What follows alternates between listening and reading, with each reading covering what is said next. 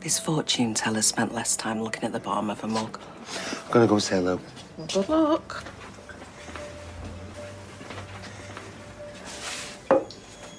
They say orange is the new black. Don't. I'm never going to live this down. People have got short memories. Yeah, and camera phones. You know, I'm sure I saw Eileen Grimshaw taking snaps earlier. Oh, that'll be for Jason. She likes to keep him abreast of what's happening. Ah, well, that's nice, isn't it? I'm big in Bangkok. Brilliant. The talk of the street. The talk of the street. The talk of the street. The talk of the street. The talk of the street. The talk of the street. The talk of the street. The talk of the street.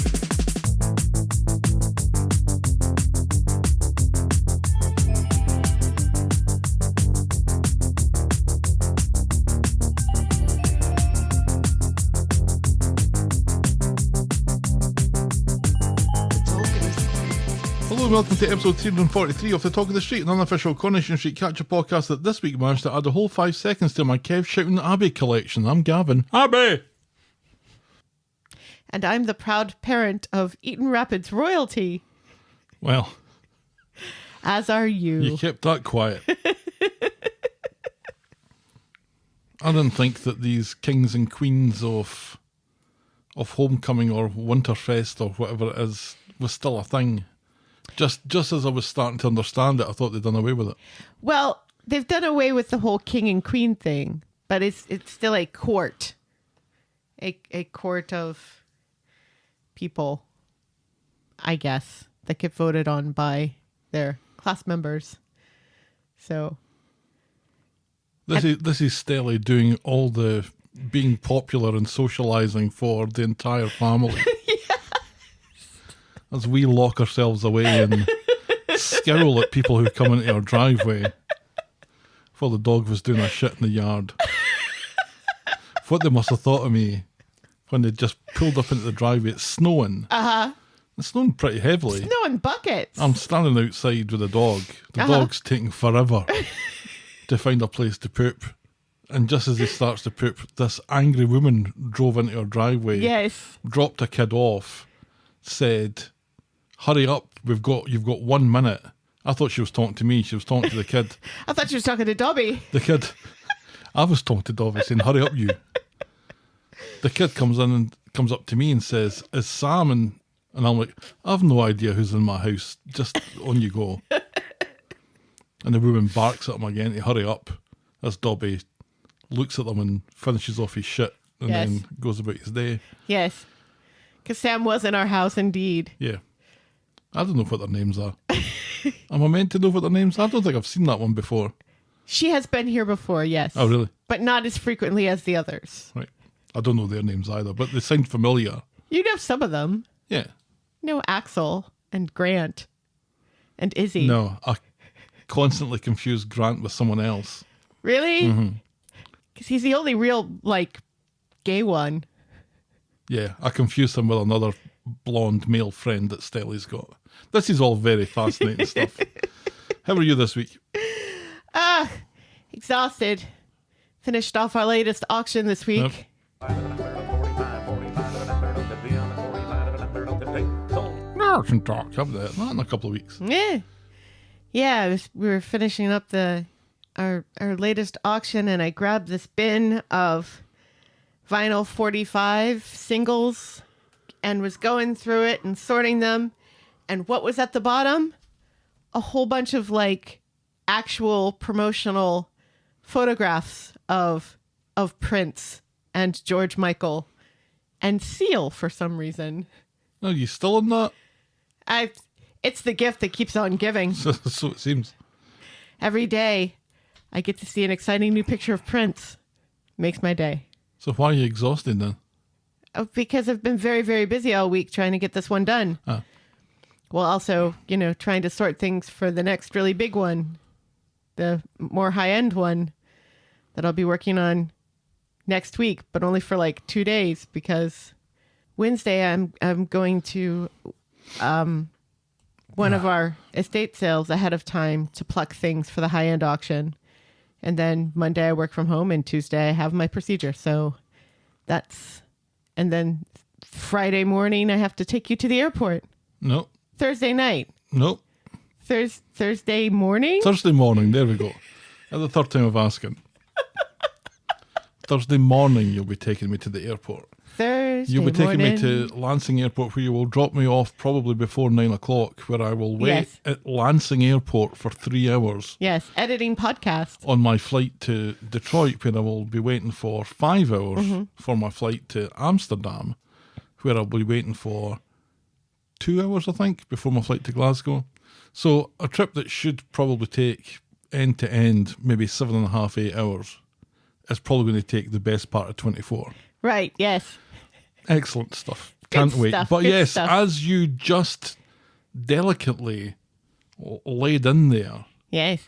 our aim is actually to do the podcast next week. So you can stop panicking, folks. Right, yes. If anyone was panicking, you can stop. Yes, Because Corrie is on Monday, Tuesday, Wednesday next week. right. So we will have a chance. There is a chance. Yes. And then you'll be in Scotland, and Stelly and I will be in Detroit listening to the dulcet tones of Kumail Nanjiani tell us is he jokes. singing? I don't think he can sing. Can he sing? Well, then they're probably not dulcet tones then. His voice is very dulcet. It's very calming. So there we go. So that's quite exciting. Yes. And a sitting about waiting for things all day kind of day. Yeah, you'll be editing a podcast. You'll be as happy as a pig in shit. I love it. Can't get enough of it. Sometimes I just record podcasts that I never post just to give me something to edit. Right, yes.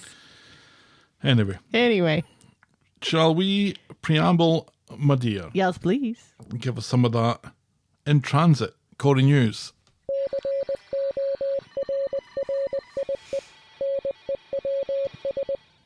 ITV has put some costumes up on eBay, as well as props and set pieces from Corrie and other ITV shows.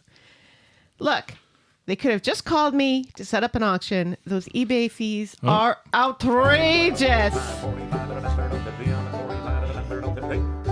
Corrie auction talk. Those fees are outrageous. Truly outrageous. For the first time in years, Coronation Street will not have a float in the Manchester Pride Parade this year. Oh, Yeah. why not? It was kind of insinuated that this has something to do with cutting back on expenses. Oh dear. But who knows? Maybe they're worried that our dear leader will try to take over the United Kingdom as well as, invade Canada and Greenland. Maybe they're getting ahead of the DEI bullshit Oh, maybe. early. And that's the only little bit of political talk I'm going to do tonight, guys. I promise.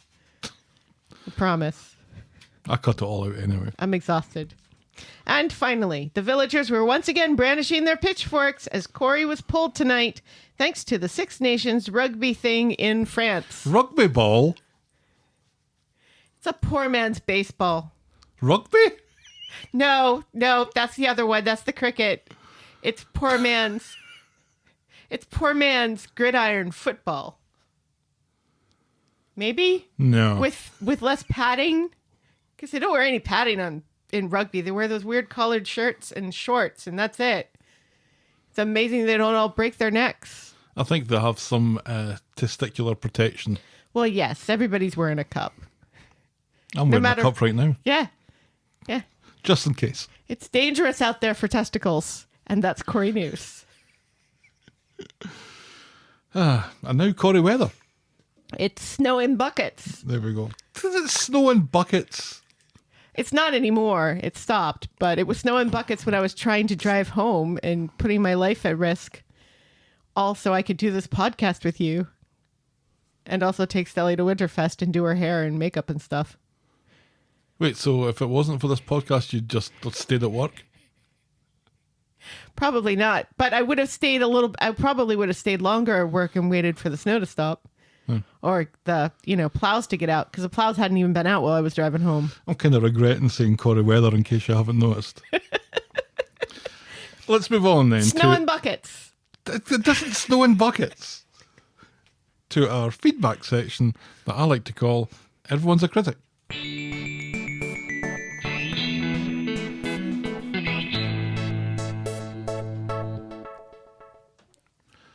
Got some lovely emails and contact from people after our announcements of Stuff all the shit stuff that happened last week. So are happening next week. Yep, so Stephen wrote in to say, I'm sorry for your loss, Gav, and hope you have safe travels, and I hope that all goes well with your biopsy, Helen. You'll both be in my thoughts. Thanks very Thank much, you. Stephen. I know Kathleen Turner as serial mom first, Jessica Rabbit second, and the mom from the Virgin Suicides third. Never cared for Friends. Yeah. Yes. I loved Friends, and then I didn't care for Friends. Yeah. And now I've started to care for Friends again. Yeah. I just got done reading Matthew Perry's memoir, and it's so fucking depressing. Oh, God. Because, like every other sentence is, I should be dead now. And he is. I'm sure Stephen didn't mean to give us a segue into bringing the mood right down. But, hey, you saw a thread, you pulled at it. The Nan writes, great episode this week, especially after the crap week you had, and thanks for your work on this each and every week. Always cheers me up and gives me a laugh. Well, that's lovely to hear, Anne. Thank Thanks you very so much. The Dean Les Paul wrote in with something that he said, you don't have to read this out, but I'm going to read it out anyway, because he says nice things about my writing. Oh, that's nice. Ian Les Paul says, I want to congratulate Gavin on his weekly comments on Ko-Fi. That's ko-fi.com/the talk of the street. Mm-hmm. Always amusing and always thoughtful. In the midst of an obviously busy work and family life, I'm surprised by the effort and time that you both put into your podcast. Bit like a sea lion balancing a spinning ball on its nose. It's not how well he does it, but the fact that he does it at all. Glad you're all out there. Keep on coming. The secret is he neglects his family. Sure I do. Sure I do. See, I'm laughing. Mm-hmm. I should neglect you more.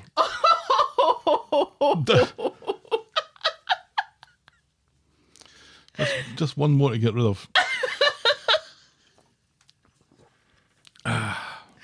No, thank you very much, Ian Les Paul. That's very kind of you to say so.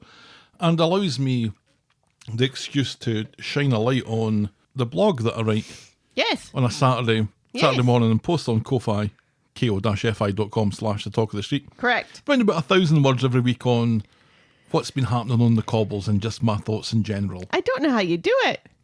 I write it when I'm waiting for the YouTube video to render. In other words, it doesn't take me very long to write. But Yeah. not that you'd notice. Sleight of hand. I'm constantly thinking of ideas to write, to take some of the load off of you. And then I just Can't be bothered. get involved with other things and Like neglecting your family and stuff. The kids raise themselves. That's what we're saying. we don't know where they are at the moment.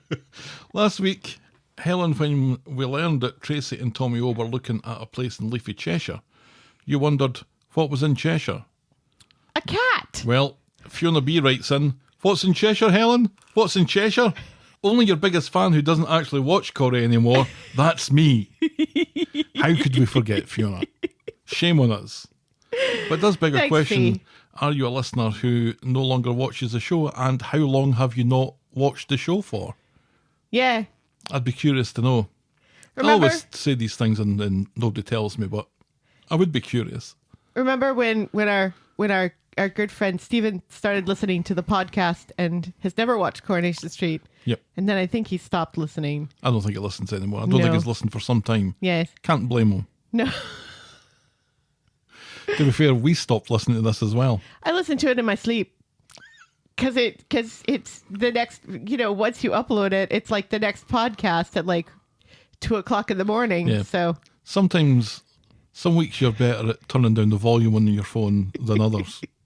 Let me just say that. yes, well, at least I don't watch flashy videos in my sleep. I don't watch them in my sleep either. It is. Then Ellen writes, you should start a new podcast called Camp David, which I think might be a Alan Partridge joke. Aha! A character that he invented called Camp David. You can imagine. Thank you, Ellen. And then Gary wrote, nothing. Just got an email from Gary with nothing in it. So, Gary, if you were intending on saying something... Are you okay, Gary? Blink twice if you're okay. Are you trying to signal us that you're not okay? Or just send us an email with some content and I will be happy to read it out. Yes. Thanks as ever then to Gary, I guess, Ellen, Fiona B, Ian Les Paul, Anne and Stephen for their feedback this week. Very much appreciated. And feedback's always welcome. Send us your thoughts and I'll probably read them out. Get us at thetalkofthestreet@gmail.com, or our DMs are open at Corrie Podcast. Oh, we love it when people write actual letters to us. Send us your proper mail to the Talk of the Street, PO Box 12, Eaton Rapids, Michigan 48827. Please note that we reserve the right to edit feedback, but only in the interests of that there brevity. Yes. And now we'll podcast for coffee.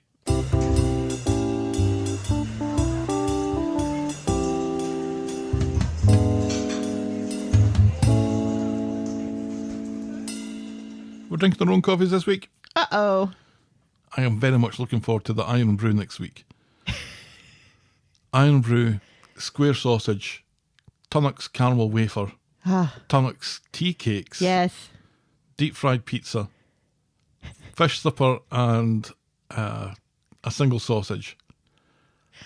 And then maybe death. I was about ready to say, please don't die in a foreign country. My last word will be, I regret nothing. Please don't die over there. Please die here. I'm not too sure how to take that. Let's just move on then. The Talk of the Street is and will always be free on your podcast provider and on the YouTubes. But if you think our show is worth any more than the time it takes to listen to it, and if you want to show your appreciation, how about buying us next week's coffee by going to ko-fi.com, that's ko-fi.com/the Talk of the Street. You can also sign up to be a friend of the podcast through the same link where for as little as $2 a month, you can get a mention in the closing credits of each and every episode. And we now have a Patreon site where you can also show us some love. Sign up to be a friend of the podcast there at patreon.com/the Talk of the Street. But remember, you can always support the podcast for free. You get us in front of new listeners by liking, subscribing, rating and reviewing wherever you get your podcasts. For the record, I'm drinking an unsweetened iced tea from Burger King. You got me a full fat Coke. I did. Why? Because I panicked. It was like the first time in months I've been through a drive-through. We haven't eaten Burger King, I think, in probably a year. Maybe more. And I think we haven't eaten McDonald's, I think, in even longer. Mm-hmm. Sitting kind of uneasily at the moment. You like that Big King I with do the like bacon. Big King. You love that Bacon King. That's 1,000 of your Earth calories right there. I think it's more than that. No, it is 1,000. I've checked. Okay. Well, I had an Impossible Burger, so my guilt is 0. And unsweetened iced tea.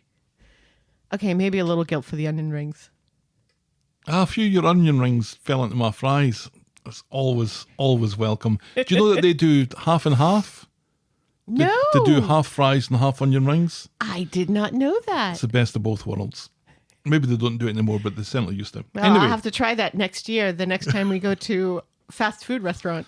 and if it sounds like we're padding, we are, because we've only got 2 episodes to talk about this week, and we might as well get started. Sure, why not? Our first storyline this week is Fortress number 8. Take a break, driver 8. On Monday, Shona heads off to work to cover for Nina, but is followed by some thugs in a van. It was like a weird, truck van amalgamation. That was just a transit van. It was weird. This isn't Chesney's van, people, and they mean business when They they do. dump her in the back and drive off, kidnapped in broad daylight. Yes. They seem to abandon her in the van at Gunpoint Docks, and she makes a racket to get out, but it's to the benefit of no one. So how does she get out? Well, we'll wait till we get to that bit. Because we never find out. Meanwhile, at the cafe, Nina's pissed off that Shona didn't show up and complains to David about it. David quickly realises that something's up and he rushes off. He hightails it to the cop shop where he runs into Kit, and he reports Shona missing, his injured dog, and his suspicions that Harvey's goons are behind the whole thing. Kit can't help until he knows what he's done to piss Harvey off, so David, and his lovely new hairdo, confesses. Do you like his hair short? Yeah, it's much tidier. Yeah, I don't like it. You like it messier? Yes. You know me, I like it messy. We just have to look at the front of your jumper to tell. What are you talking about? The ketchup that you got, didn't you? Would you rather I take my sweater off? Save that for later. Okay. Back home. We're not doing this naked again. Not with my cup on. Back home. David explains to Max and Sarah about everything and asks Sarah to get in touch with Damon for him. But first, Sarah is heckin' furious that David let her blame Jessie for the whole theft Rightly thing. so. Yes. Rightly so. For once, I agree with Sarah's self-righteous anger. She thinks that they ran the wrong David over. Ooh, that hurts. And besides, she's not in contact. She's not wrong. No. And she's not in contact with Damon anymore. And he and Harvey weren't on good terms either. Later, as David frets about going to look for Shona, she just wanders in, seemingly escaped from the van. She's breathing heavily and her mascara is running, but otherwise, she's fine. She looks kind of the same way as Alia did when she was blown up. Right, yes, and was wandering the streets, confused about why an ambulance hasn't been called yet because she got blown up. Yeah, so we know nothing about these kidnappers. We No. don't see them.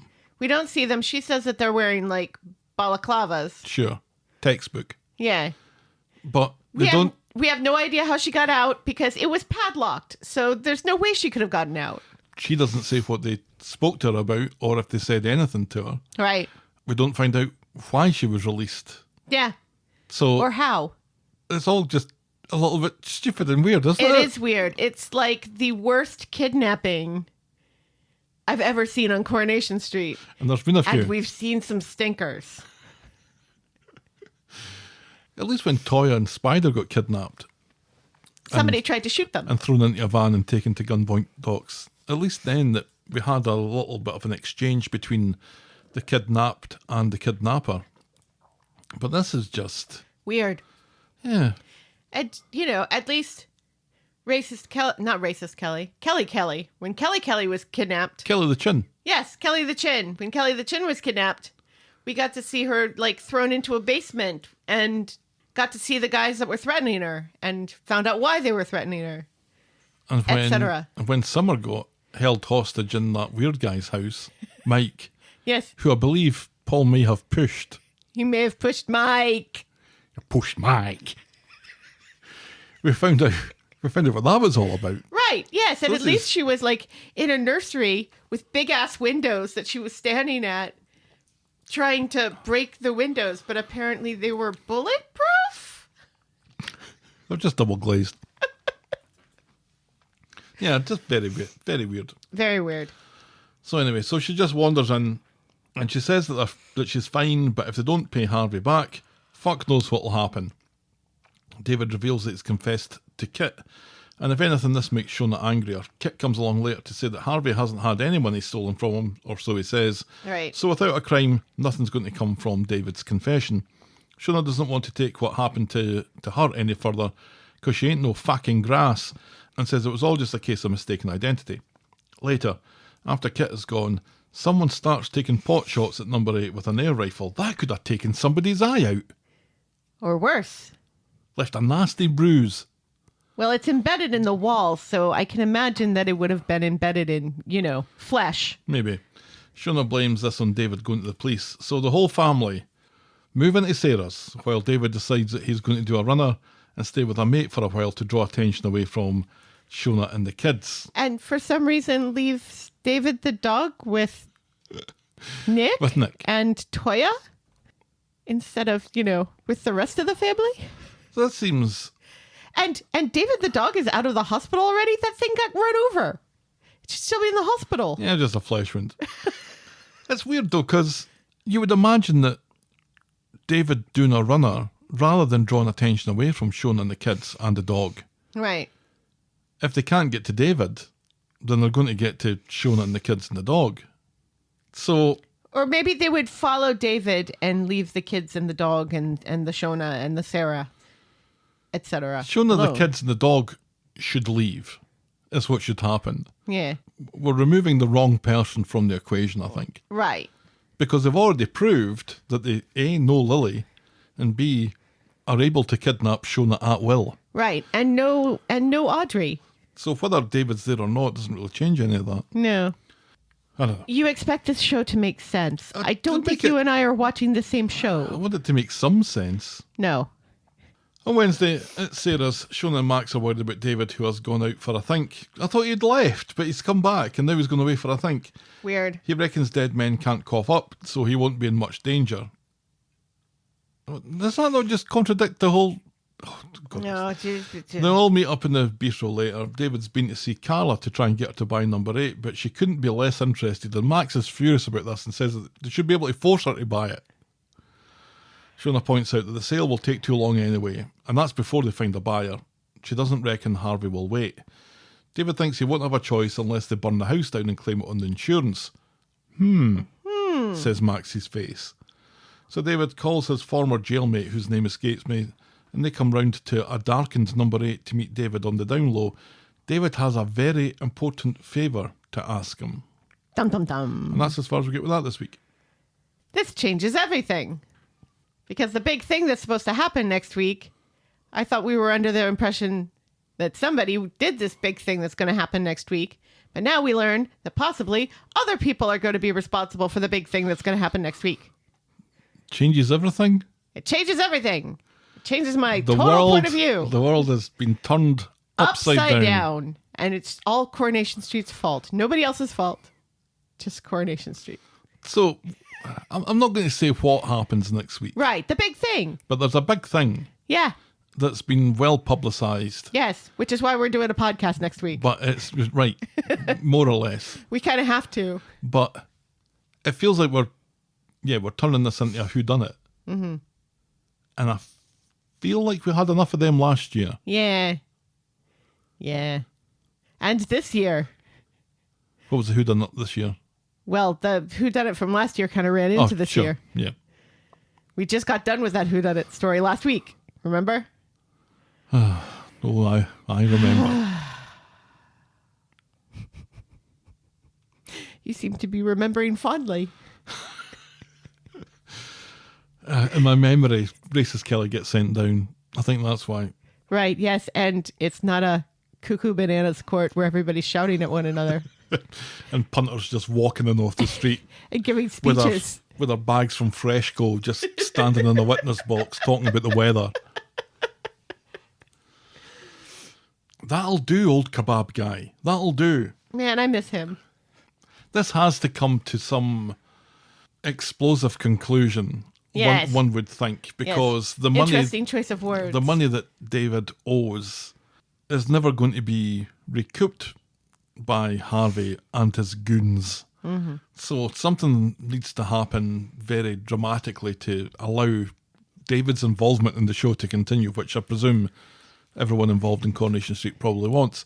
So, I don't know, it just feels a little... I feel like I'm okay with that aspect of it.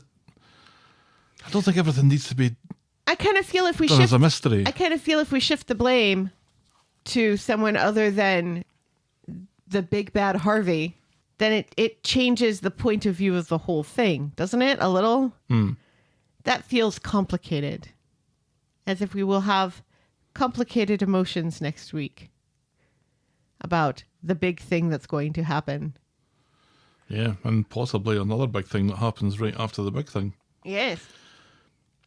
I wonder if Kit's involvement in this, and now Kit knows what happened, if that's going to have some effect on proceedings, because Kit seems to be the go-to cop guy that gets involved in this story, because he's already had his run-in with Ant and Dec, and he's had his run-in with David about it. Right.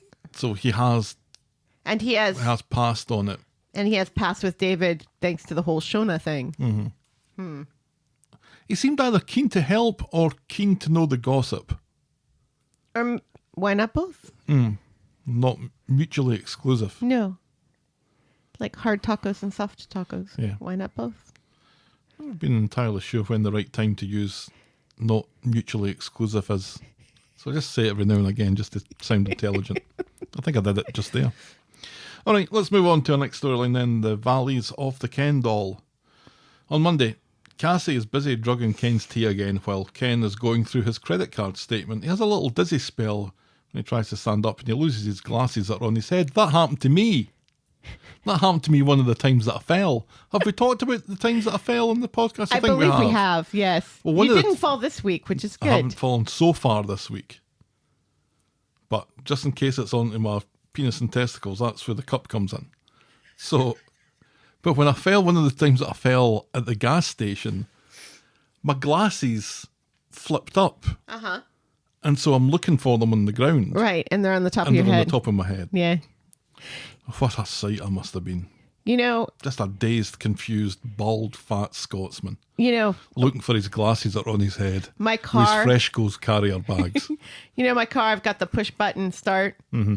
So the key just like lives in my bag all the time. Constantly, like on a daily basis, I will be driving down the road concerned that I've left my bag somewhere. When if I had left my bag somewhere, I wouldn't be driving down the road. Right. Yeah. Isn't getting old fun? The other week, while driving, my left foot went out to push down on the clutch so I could change gear. Haven't driven a car with a clutch in it for 10 years. Anyway, what happened? Oh, Ken's going through his credit card statement. Yes. His glasses are on his head. That's how we got onto that. But he's sharp enough to notice some unusual activity. Adam has a quick look and quietly simmers with rage. When Ken and Cassie step out, he needs to go upstairs to the bathroom, so Cassie helps him out. God knows what that entails. right. Well, I think she's just helping him up the stairs. Let's pray that that's as far as it gets. Adam shows Tracy the statement, and now she's fucking furious. Ken's been buying hair straighteners when his hair is naturally straight. What? When Ken and Cassie get back, Tracy confronts Cassie, but she quickly explains that the straighteners were a present for Tracy from Ken. Ken doesn't remember, so Cassie is forced to leave, disgraced. But later, a package arrives, and it's the straighteners, and it has a birthday message for Tracy. Love from Ken. Cassie was telling the truth. What? Ruh-roh. So Ken calls Was her she back. really though? No. So Ken calls her back round so everyone can apologise, which they do, but they all have their fingers crossed behind their backs. Mm-hmm. Cassie agrees to put it behind her. And Tracy has new straighteners, so is happier than Adam, who doesn't need any. For the moment. Wait. Adam's the one with naturally curly hair. If anybody in that family needs hair straighteners, it's Adam. It's too short. He's got it cut way too short now at the moment. Yeah. I think the insinuation is that Cassie bought the straighteners Yeah. with Ken's credit card, Yes. but in case she got rumbled, Right. Got the little birthday thing. she does it with the birthday thing, Yeah. which is incredibly clever and very devious. Yeah. I think that's it's not to be applauded, No. but it's kind of admired. Eh, That she's always thinking one step ahead of them all. right. Yes, because she's an addict. All addicts are like that. And I just don't like the smarminess in her face as she's duping Ken and getting these people to apologize to her and everything. It would be one thing. It's one thing to be devious. It's another to be like completely smug and self-righteous about it. I don't know. At the start, she looked like she was remorseful for what she was doing. It was almost like something that she felt that she had to do but didn't want to do. Right, yes. And it was all about just keeping her job. Now she's actively stealing from Ken, Yes. as well as drugging him and potentially killing him at some point. Yeah. Yeah. Her depth into this has very much changed her reason for doing it. Yeah. Not that it was ever... A good thing. No, and never an agreeable thing to do, but she didn't seem to be doing it from a place of badness, but now she absolutely is. 100%. And I'm confused because I'm not confused. I'm a little disappointed because the relationship that Cassie and Ken had was Nice. quite enjoyable. It's getting a little creepy now. Privately, Adam thinks that Cassie is taking Ken for a ride, but he refuses to see it Adam's way, and when Adam thinks that he's trying to get his hole off of her, Ken loses his shit and How throws him out. dare you Throws Alia out as insinuate- well. Nadia didn't say anything. Alia left on her own. She's like, is it all right if I stop washing your dishes and just leave? And Ken's like, fine. Later, Ken thinks that he's been forgetting things a bit too much recently, so he asks Cassie to move in to take more care of him, and she thinks it's a great idea, then goes off to make a fucking veggie lasagna. On Wednesday, in Nina's Rolls, Ken finds Steve and Amy and tells him that Cassie will be moving in, and no one's quite sure where because the house is kind of full at the moment, but Ken is insistent and asks them to welcome her. Meanwhile, Cassie is excitedly packing.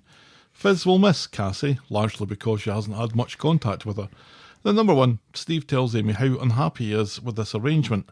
Amy tells him to lap it up or fuck off. He's not your granddad. Not your granddad. Back at Tyrone's, Evelyn thinks that this is traitorous behaviour by Cassie and that her priority should be Tyrone and the kids. And she thinks folk will think Ken and Cassie are getting their whole off of each other. Yeah, it's kind of rich coming from her who has abandoned Tyrone and the kids before Cassie did. She also doesn't trust Cassie's intentions, but she insists it's all above board. She loves her job of slowly poisoning Ken on antihistamines. To death. And that's as far as we get with that this week.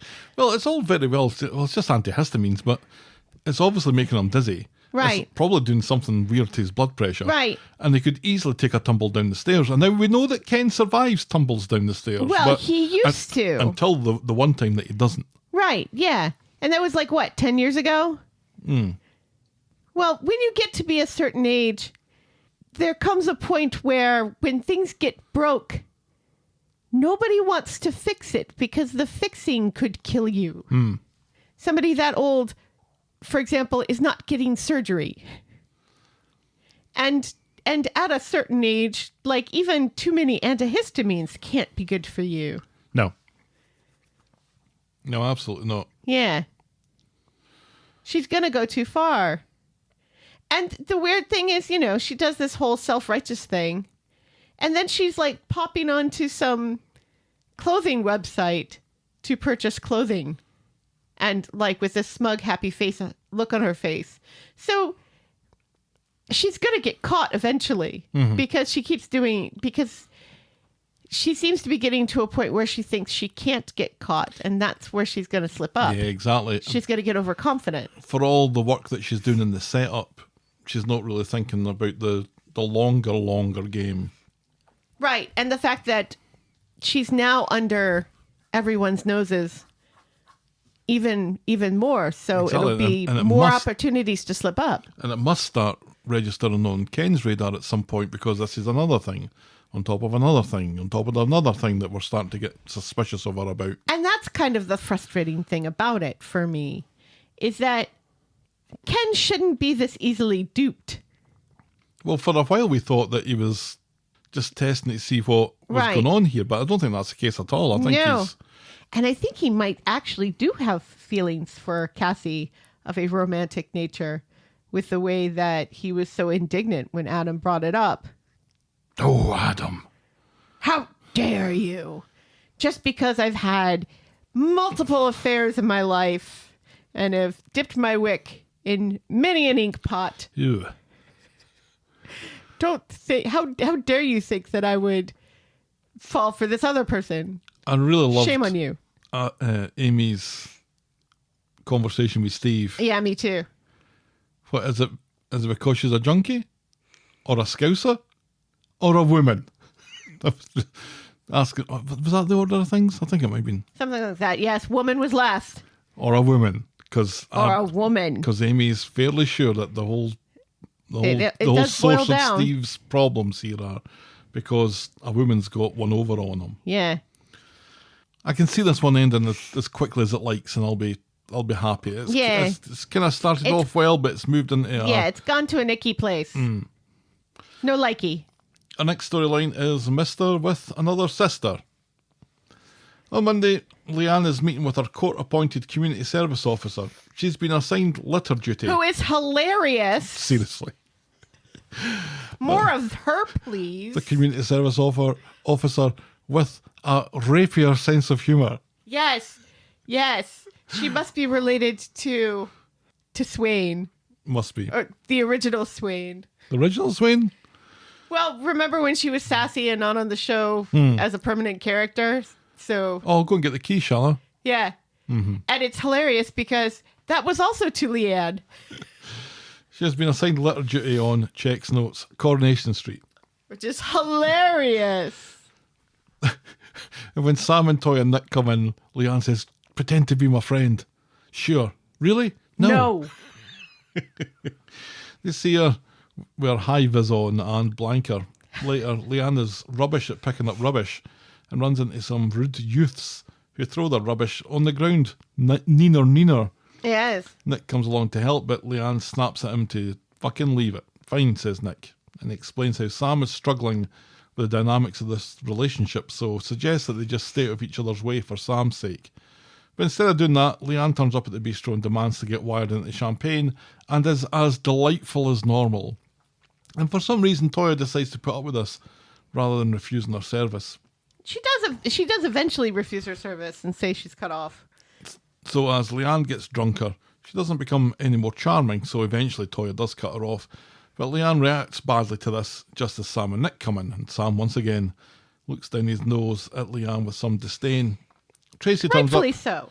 Tracy turns up and manages to get Leanne some more booze. She was cut off. Yeah. Leanne thinks Nick has turned Sam against her, but it's not her fault, and she and Sam aren't blood, and of course Sam is lingering behind her and hears this. Yes. Leanne tries to apologise, but Sam thinks Leanne behaves like no one or their feelings matter apart from her and hers. He thought that she was a better person, and this seems to give Leanne something to think about. Back home, Sam and Toyah settle down to a Ryan Reynolds marathon. Hello. Yeah. What's funny is they're watching Deadpool. Oh, is it? No, I don't know. They don't say, but it's hilarious that it's Ryan Reynolds they're talking about, and it sounds like it's a movie where they get to see Ryan Reynolds a lot because he's so cute or something. It's kind of the way Toyah's talking. Yeah, Toyah says that she wouldn't say no. Right, yeah. So it'd be hilarious if it was Deadpool. She wouldn't kick him out of bed for eating crisps. Put Or, it that way. Deadpool and Wolverine where it's not Ryan Reynolds you're looking at. What is it that you're looking at? You're looking at Hugh Jackman's abs. As well as the rest of him. When you said Hugh Jackman, I wasn't sure exactly where you were going to go, but you went with abs, and I think that shows growth. Right, yeah, you know that scene where like his shirt bursts off when they're doing the whole don't hand remember. holding thing, and Deadpool leans over and does the approving nod. I don't remember. Do you remember anything about that movie? I remember not really liking it. You chuckled a few times. I don't think I did. I think I maybe chuckled once. It's diminishing returns. Right, yeah. You really loved the first one. Or you really liked the first one. You liked the first There we go. On the third time of asking. Thursday morning, by the way. Leanne comes to apologise again, but Nick refuses to let her in, and when she sees a homely situation with Sam and Toyah effectively sitting round a campfire, Leanne slinks off. On Wednesday, Steve is in Nina's rolls and sees Leanne looking all forlorn, staring at her empty mug. He joins her at the table and tries to boost her spirits by saying that people have short memories, and then he invites her back to his place for a drink later. Later, though, Amy is off to a party tonight with Asha and her mates for someone's 21st, and Steve offers to pick her up if she needs him. In town later, Amy runs into Aaron's alky dad outside the club. Remember him? Wearing a shirt with Aaron's face on it. Look, it's Aaron's face. Oh no, Aaron's dad's back on the booze. With Aaron's face on it. It's his stag do. Aaron's stag do, not Aaron's alky's dad's Yes. stag do. It's his stag do. And he has a little one on the way, apparently. Yes. The fiancé apparently has forgiven him, and Amy is super upset by this and leaves before Aaron shows up. As this is going on, Steve and Leanne are enjoying their wee night in. Leanne thinks that Steve has been a great mate over the years, and they chat about Oliver and how they dealt with all of that stuff. And as they chat, Steve misses Amy's calls for him to come help her, and he continues to ignore the calls as he and Leanne decide to nip upstairs and quickly get their haul. Afterwards, Leanne makes a dash for the door as Steve is tucking himself in. Steve worries that they've made it weird, so suggests that they go to the pub like normal, and he expects to be wooed.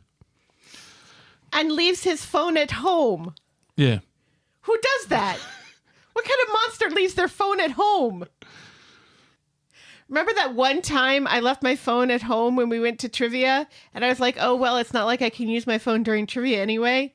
And you got in the car and drove back home and got me my phone, even though I said it was fine, I don't need my phone. Mm-hmm. Yeah. This is me neglecting my family. Meanwhile, Amy is still frantically trying to call and text him. And in the pub, Leanne reveals how bitter she is, how she blames Nick and Toyah for stealing her life away. Steve thinks that she needs to like it or lump it, but Leanne isn't listening.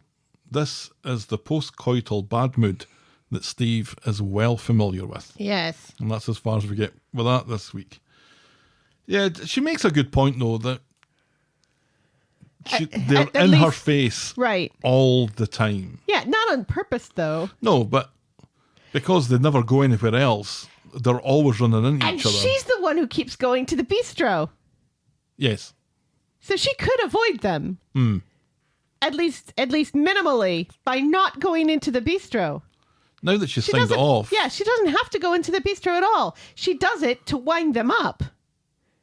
Oh, 100%. And to be an asshole. 100%. So her complaining that they're rubbing her face in it is really disingenuous. Yeah, I think you're right. She makes the point that now that Steve and Tracy and Tommy O have kind of settled their differences a little bit and Steve's kind of come to accept it. Right. It's because they were in Spain. Yeah, that there is some separation there. But then, well, what's keeping Leanne in Weatherfield then? There you go. Nothing.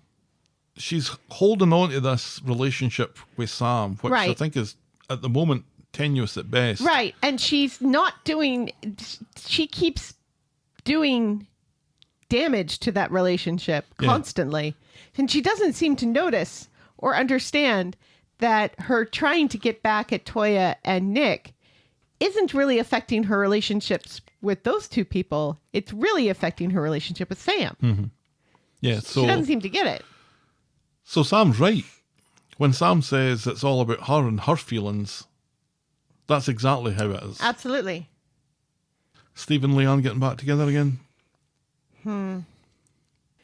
I wouldn't be mad at it, honestly. Because I really don't want him to get together with Cassie. I just... No. I don't think that's really on the cards anymore, is No. They kind of toyed with that, but I don't think so. I feel like Steve is good for Leanne because he's far more easygoing than Nick is.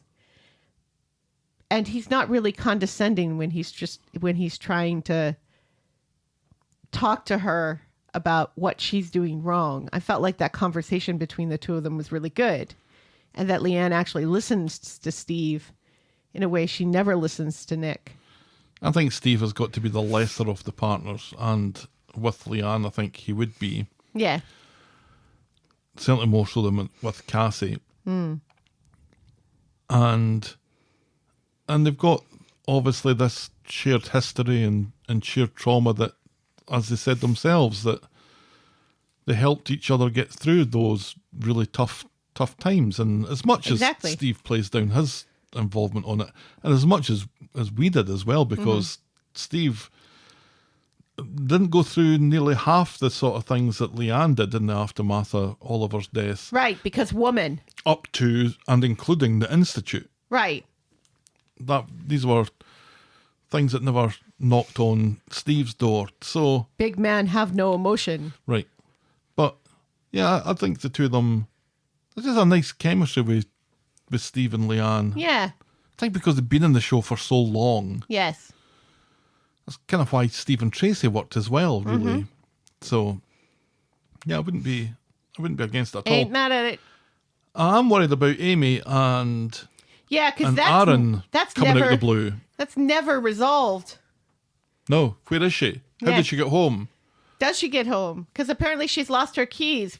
I think she lost her keys when she fell down. She kind of tripped and she dropped her bag, Yeah. and she was hurrying to pick the stuff up before Right. Aaron's alky dad came and tried to help or something. Right, yeah.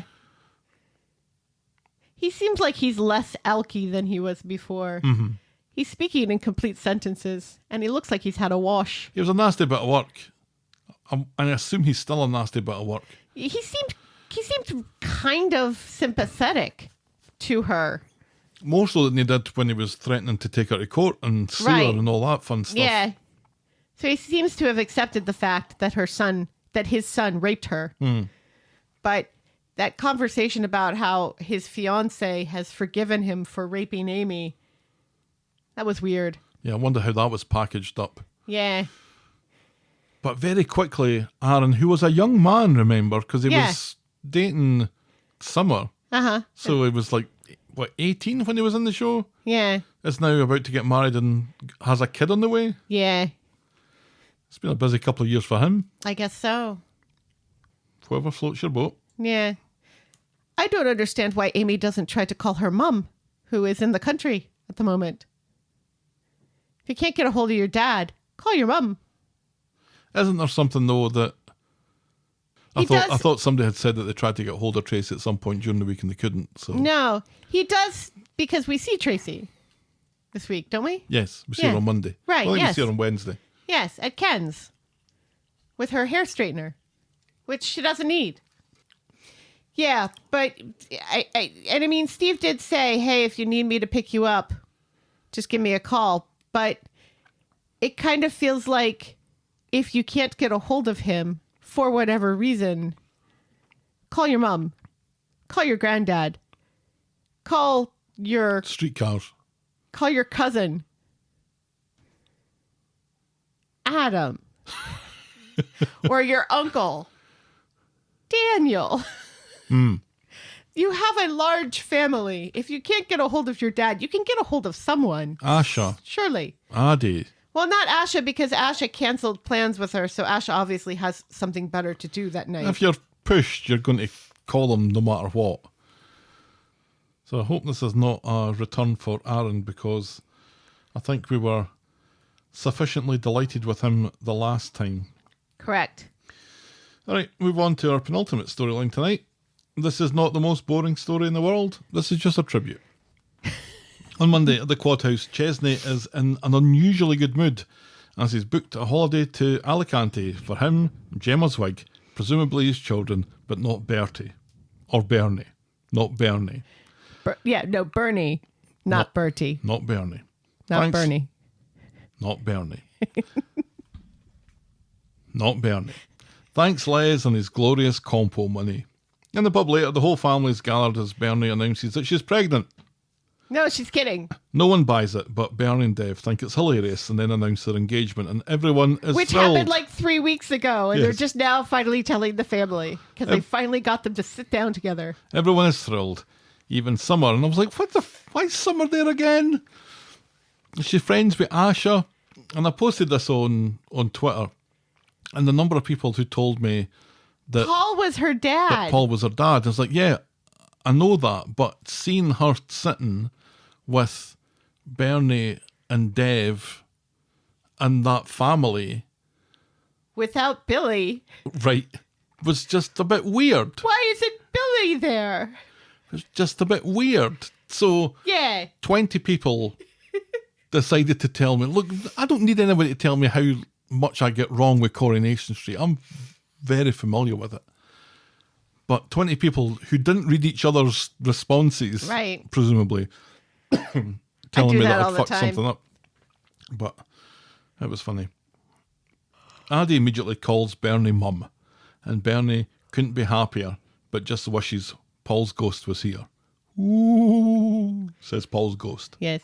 He said, sorry, another ghost is on the show this week, and you can only have one at a time. Back at the Quad House, we couldn't have a full episode with Chesney being happy, so the cops arrived to arrest him for putting sugar in the tank of that van a few weeks ago. Yeah.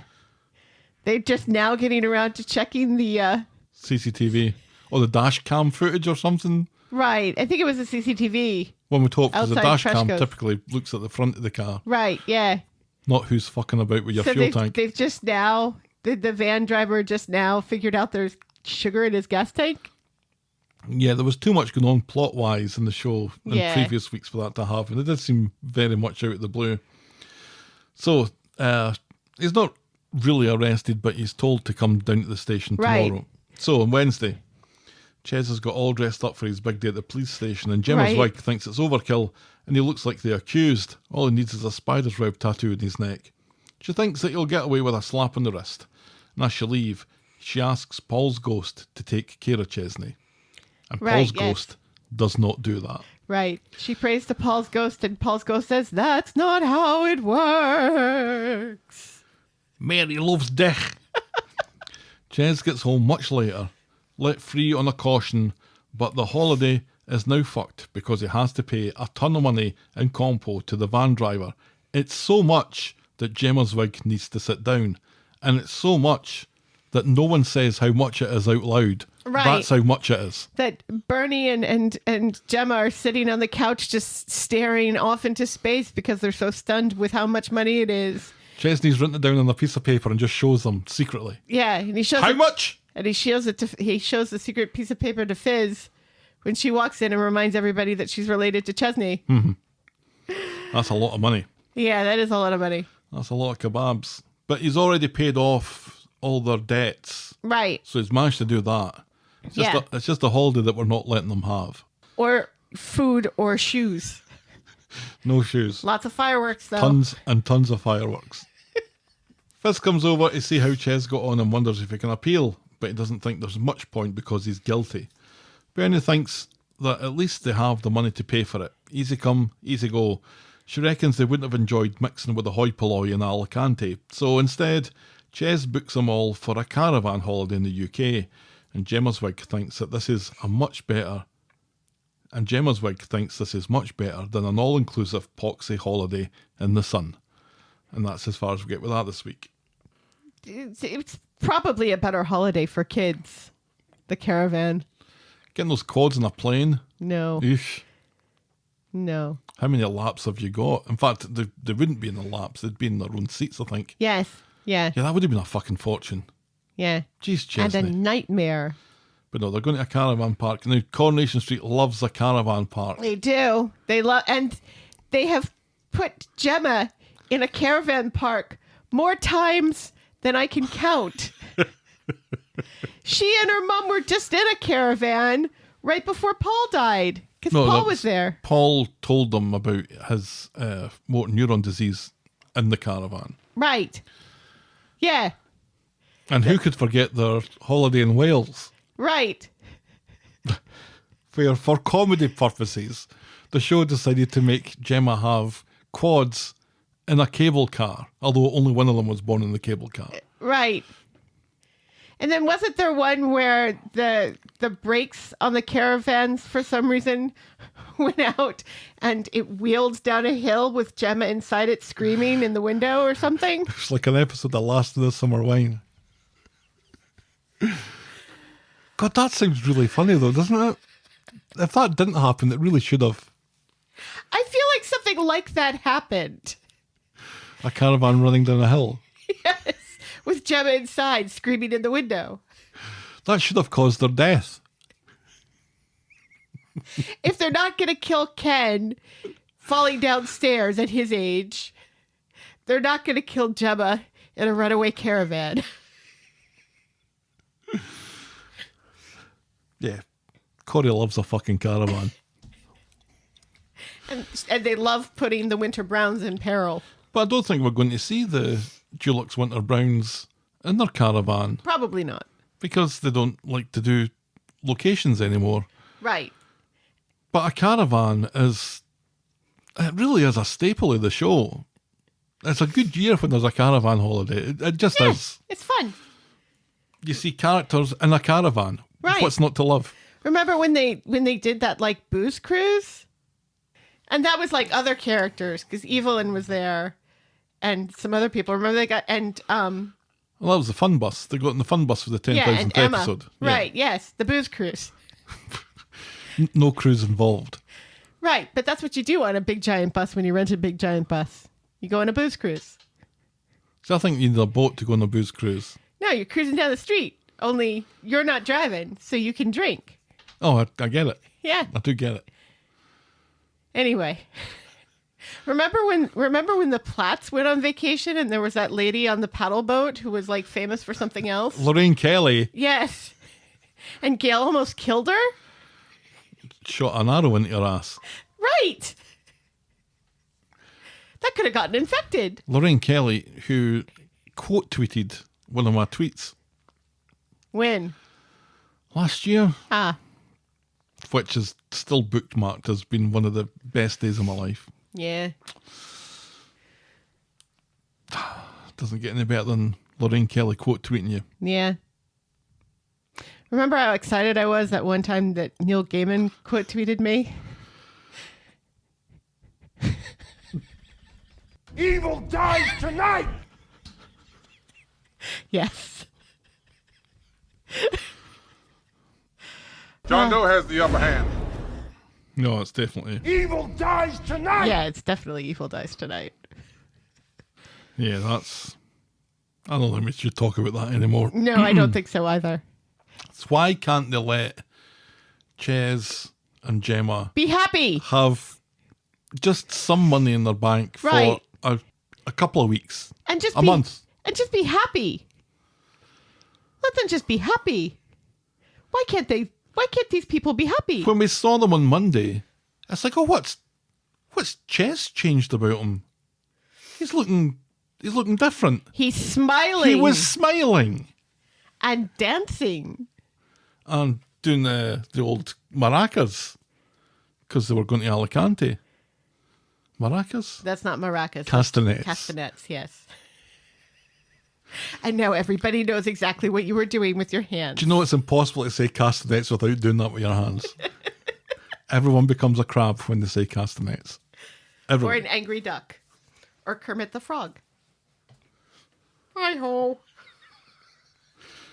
Just for once, just let them win. Yes. He didn't want this money in the first place. Right. He got the money. He paid decided off, to be happy about it. He paid off his debts. Right. He got them in a good place. Yeah. Restocked that enormous refrigerator. Yeah. And then that's it. That's it. That's all we're going to give you. Yeah. Isn't it kind of weird that they opened this whole can of words about how Les died and everything, and it was this secret,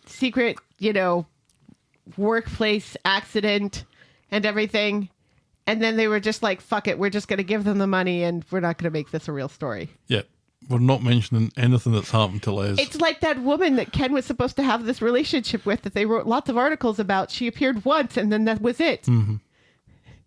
At least Les got a funeral. Yes. Mason's not had a funeral. No. Mason's not had a funeral yet. And nor has Robert. Yeah. Robert's not gonna never get getting one. a funeral. No, that would be weird if it was to happen now.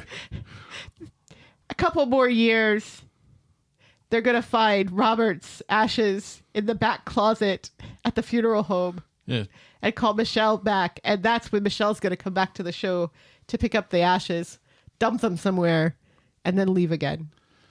They talked about Mason's funeral Was it last week or was it the week before? a couple of weeks ago, I think, when Sally had gathered everyone to chip in and do a crowdfunder, and Right. George was going to get it done on the cheap, and Billy was going to, I don't know, turn up And give the eulogy and stuff.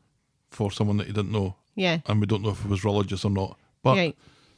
And it's never been mentioned since, so I can only no. assume that it's not going to happen now. Right. Or that it happened off camera, which feels really fucked up. Really, especially with what's going on with Abby in the storyline that we're about to Right. talk about. Yeah, because a funeral might help give her some closure. Exactly. But no, we have to have fucked up Abby again. Do you think that Bernie is turning into a little bit of a gold digger here with Dev? No.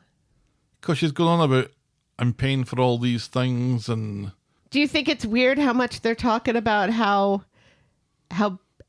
big of a deal Hindu weddings are, and the fact that Dev rode a horse into his other wedding, and watch out because there's going to be like 800 people there, etc., like Corrie is ever going to hire 800 extras for this wedding. maybe that's where all the money's gone, is on the elephant. Because that can't be cheap. And the 800 extras to show up and I guess do a Bollywood dance or something at some point or something.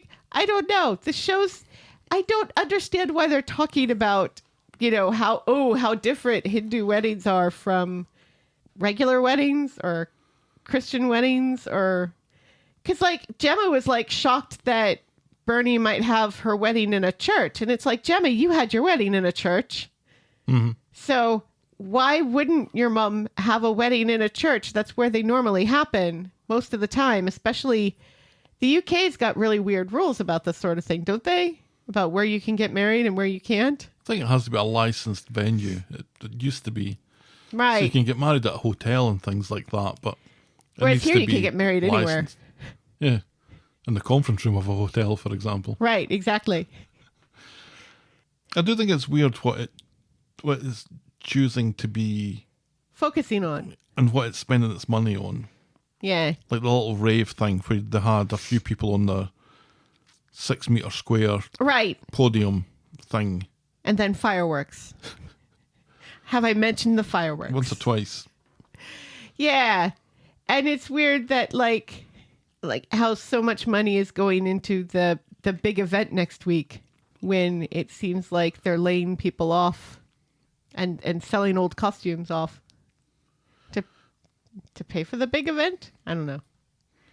I just think it's weird that it's been like 3 weeks and they're just now telling everybody that they're engaged.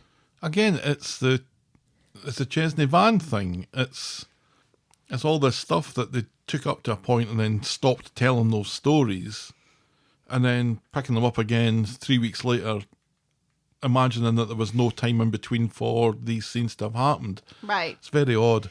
Yeah, especially since them announcing that they're engaged took like 5 minutes.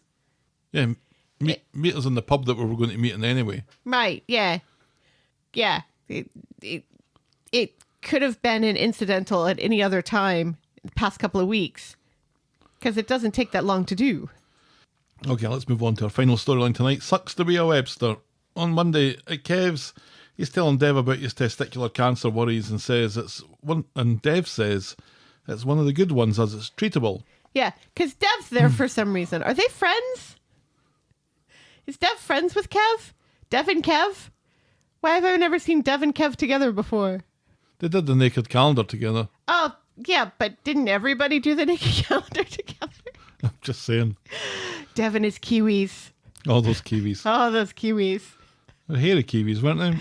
Well, most Kiwis are. It's treatable. So Kev's scan is tomorrow, and so we'll know then. Privately, Dev checks on Abby and her own state of mind, but she's happy to swallow all that down again and claims to be fine. But when she goes off for a bicky, she's actually having a panic attack. Yep. She bumps into Nina later, and the two of them chat about the stress of the last few weeks. Abby asks if Nina still sees Seb, and Nina admits that she does in her dreams, and she thinks of him every day. Abby doesn't say that this isn't really what she was meaning. Right. Nina is wearing copper eyeshadow, and it really suited her. Yes.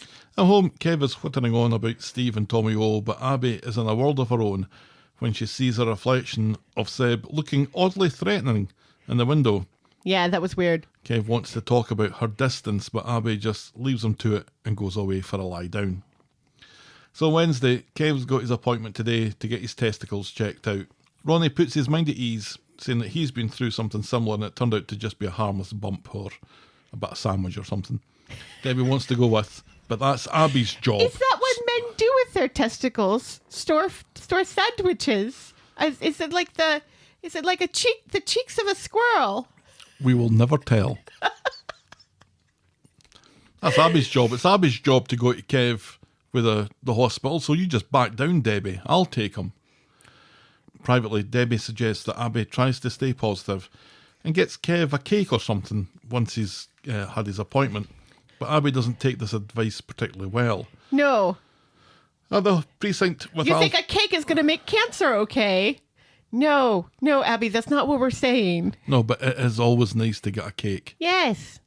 At the precinct with Alfie later, she's about to leave and has loaded the wee boy into the car that we never knew they had when she has a flashback to Mason's death. But when she goes to the playground, it's Seb's ghost that's slumped up against the wall, worried that he's going to die again. Well, I'm going to die again. At first it was Mason, and then Mason turned into Seb with jam on his face. She breaks down for a bit and then runs away.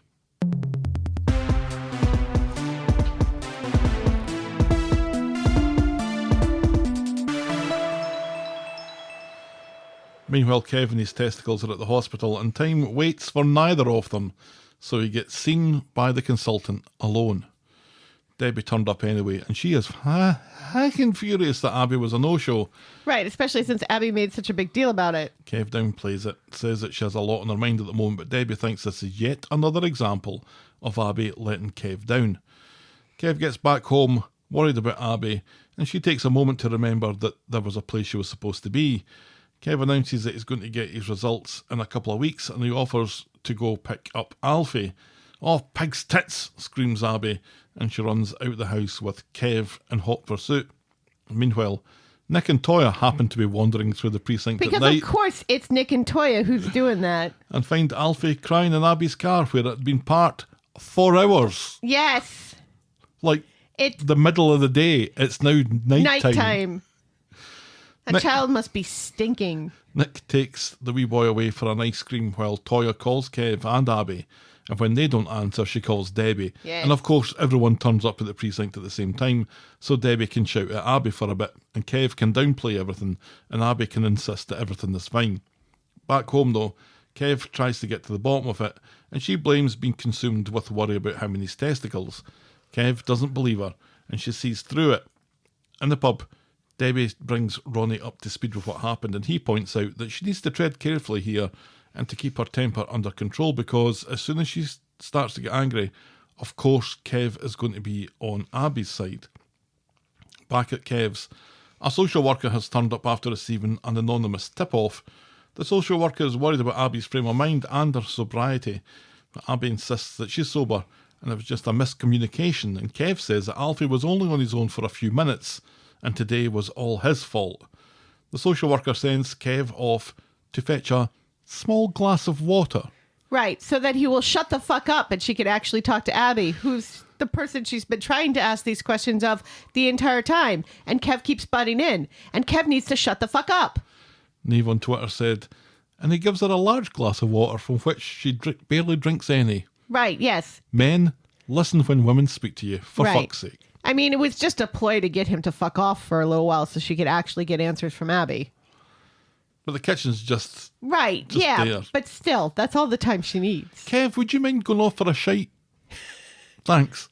Kev, I think you're out of milk. Can you just run to the corner shop and get some milk and then make me a cup of tea in the corner store and then bring it back to me? Kev, can you quickly run round the corner and trip when you're running over the cobbles and fall and throw your phone over the pavement? Yes. Thanks. Yes, and break your leg and have to be taken to ER and get patched up for a couple of hours so that you will shut the fuck up. Just half a glass of water. Thanks. It's the end of the day. The social worker thinks that they might check in again in a few weeks, but asks to be made aware if Abby needs extra support. I'm fine, says Abby. And after that, the social worker's happy to leave them to it. Well, she also has to like check in with Dr. Gaddis, right? To make sure that there's some, because she's like, I need to get some checks with your GP just to check and make sure that you're on the right track as far as your sobriety and I everything. can tell you, Helen, I watched this 2 days ago. After the social worker leaves, Abby is happy for Kev's support, but reckons his fucking bitch of a sister was responsible for all this, and she will have her revenge. But then we see Nick and Toyah at home, and of course it was Toyah who grassed Abby up. Of course it was. And it's hilarious that Abby doesn't immediately blame Toyah. I don't know why she doesn't, because Toyah's there. Is the first person there. She's been having a go at Toyah for weeks. Right, yes. But now all of a sudden it's Debbie's fault because plot. Nick doesn't think this was the right thing to do, and Toyah had better hope to fuck that Abby never finds out. Yes. Spoiler. Abby Abby's will going to find out. And that's how we end this week's episodes. I'm getting so bored of Abby seeing things. Right, yes. The fact that Abby and Carla are both having issues at the same time is just makes me fucking furious. Because at least before they used to stagger them, where it would be Carla and then Abby and then Carla and then Abby. And then they'd throw Summer in for some reason. And then Carla and then Abby. And then Amy, and then Carla, and then Abby. Okay, we get the idea. But you're right. It is so boring. It's like, can we please just do something with these people where they're not having mental breakdowns or need a kidney again etc. There are other parts of the body she could get transplanted.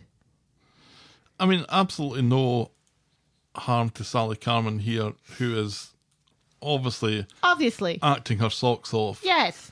But she's been given the same thing to do over and over again for the past few weeks, where she pretends to see something and then starts to blubber a bit and then tells everybody that she's fine. Yeah, she doesn't pretend to see something. She sees these hallucinations. And the only person that she's confessed it to is Roy. And Roy tries to get her help, and then she lies to people about it. So it's just going to keep getting worse. And at least Seb got to say something this week. Yes. Finally, the ghost of Seb speaks. Finally. Ghosts are real. Ghosts are real on Corrie. Never forget that. Right. Ghost of the week. What would be your ghost of the week this week? I guess it would have to be Seb. No. Although it's kind of also Mason. No, it's Paul for me. Paul wasn't in it. Gemma prayed to him to look after after Chesney, and then he didn't. That's not the way it works. And also, Paul, the ghost of Paul wasn't actually in the show this week. The spirit. That doesn't count. The spirit was there. Doesn't count. It was mentioned twice. So many ghosts. A ghost fight might be interesting. Fighting for Abby's love. Do you The, think... the more interesting part of this, for me at the moment, is Kevin's testicles. Yes, absolutely. And it feels like we're kind of having something taken away from that storyline, a very real storyline, a storyline that we haven't covered, a ailment that we haven't covered on the show before. Well, we have. Have we? Yeah, Robert had it. Oh, that was before I was watching, No, I think. we talked about it on the show. Did we? Michelle found it. And Robert was reluctant to get it checked out because manliness. But then eventually did get it checked out. But what we appreciated, I think, of Kev's approach to it was that he was very much upfront about, Yeah. I'm going to have to get this checked out. I'm And going to have to matter deal of with fact, it. And I'm yes. talking to people about it. And I'm doing pretty much everything that he can do. He's doing right. Yeah, and it Whereas gets other Robert was a people... bit, well, he And it gets eventually other got people there. to talk about it, you know? But at the moment... Who knew that Ronnie had a scare a few years ago? Not me. But at the moment, this is almost like it could be anything. Right. And it's just there to underpin the Abby trauma Right. part of it. Yeah. Which we've seen too much of. Yeah. It's boring. It's like we've cut this character some slack, please. Once again, it would be nice to see Abby smile every once in a while and not have a terrible life. I know she's married to Kev, so she does have a terrible life. Oh, come now. Come. But at least... Come. But at least let her be happy every once in a while. I think she's had a period of relative stability where she hasn't been in the show that much, but Right, but see, that's the problem. when they do bring her in, it's things like This. the fake porn stuff from last year was Right. really the Abby story of last year. Which was Michelle's story, not Michelle's, Maria's story the year before. Yeah. Which was, what, Amy or Asha's story the year before that. Yeah. They finally give us something slightly different to talk about and maybe gain some sympathy for a character who is not exactly a very sympathetic character, is our Kev. I don't think he's pitched as a sympathetic character. Right. But it's kind of interesting to start feeling sympathy for an unsympathetic character. And then it's undercut by his wife having hallucinations once again and going through PTSD once again.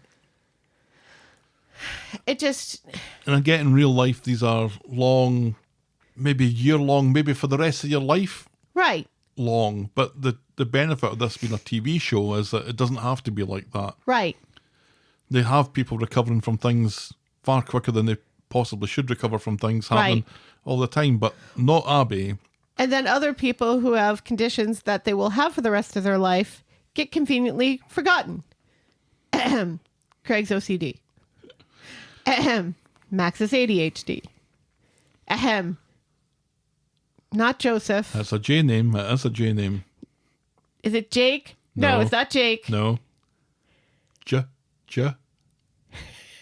Doesn't help. Joseph. No, not Joseph. I already said that. Jack. There we go. Jack's fake leg. It's not a fake leg. It's a prosthetic leg. There we go. And they keep forgetting that kid has a prosthetic leg. I don't know if they do. I don't know if they do forget. It never has to come up. Right, because unlike Ryan's face, his leg could be covered up all the time, so we don't have to see it. Exactly. Unlike Ryan's face. Although we don't get to see Ryan's face this week. Leanne is sleeping. Man, last week Leanne slept with Ryan. This week she slept with Steve. That's a fairly wide age gap between the two of them, isn't it?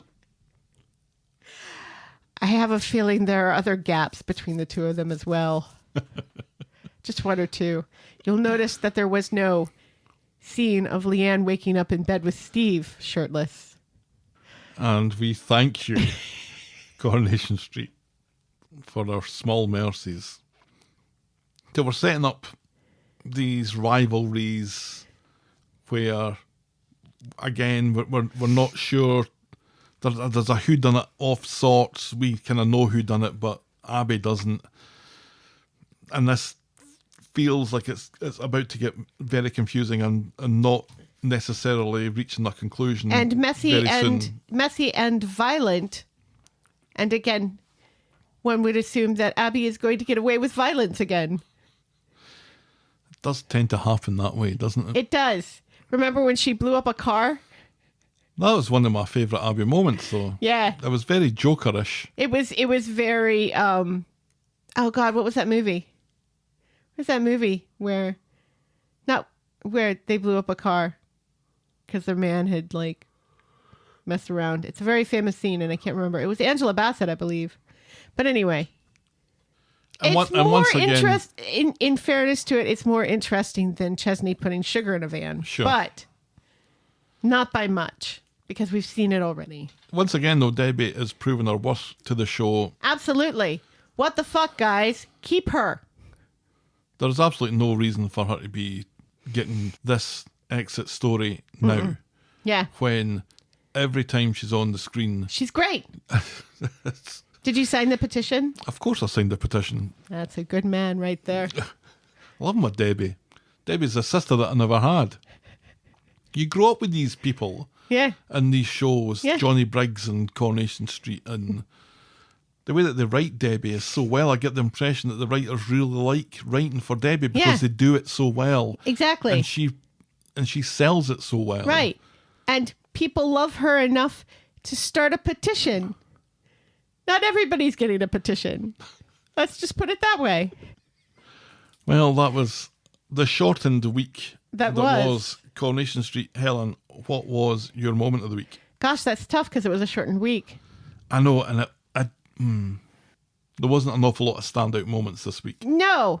If we had gotten to see how Shona gets out of the back of that van, that probably would have been exciting and moment of the week like. Is it Bernie and Dev finally announcing to their family that they're engaged? It feels like that was like one of the few kind of big moments. People's reaction to my tweet has kind of sullied that for me. Yeah, but your tweet was about summer. I think it's the sassy community officer and Leanne. You know what? Yes. Yes. If giving the moment of the week means we get to see more of her, then yes, please. Believe it or not, moment of the week this week is the sassy, unnamed social worker. What's she named? Not a social worker. Community officer. Yes. We don't even know what her job was. Yeah, she's there to make sure that Leanne does her job, and yet Leanne is constantly going into Roy's roles and just sitting in the corner instead of picking up garbage. Moment of the week. That's moment of the week, though. Yes. That's hilarious. Yeah. Good for us. Good for us. Boring moment of the week. What could it possibly be? Is it the show remembering that Chesney put sugar in a van? I mean, we'd all forgotten that he'd done it. Right, yeah. Because it was pretty weeks boring. ago. And it was boring. Yeah. But here's the thing about that we should have mentioned when we were talking about the storyline. Right. he's entitled to know who his accusers are. Right. So he now should know who the people in the van were. Yeah, and I don't never think he mentioned still it. does. No. Is it that, or is it Adam and Alia washing dishes? Because that was kind of boring too. Yeah, you've got Alia on number 1. What are you going to do with her? Oh, we'll make her wash the dishes. Yeah. What? When Cassie is paid to do that. Only Ken's dishes. She's only washing Ken's dishes. I was hoping that she would have gotten Ken and Tracy's cups of tea mixed up, and that would be how we would figure out that that's how everybody else finds out that she really is drugging Ken. And maybe that is how that's going to happen. Because she made Tracy a cup of tea as well. It'd be like the whole Carla's coffee all over again. Yep. That would be hilarious. If only she's got an important presentation to make for Underworld at the time. That would be even better. Even better. Okay, Alia washing dishes is... Boring moment of the week. Which brings us now on to... Oh no, it's the dog again. Yay! Boof.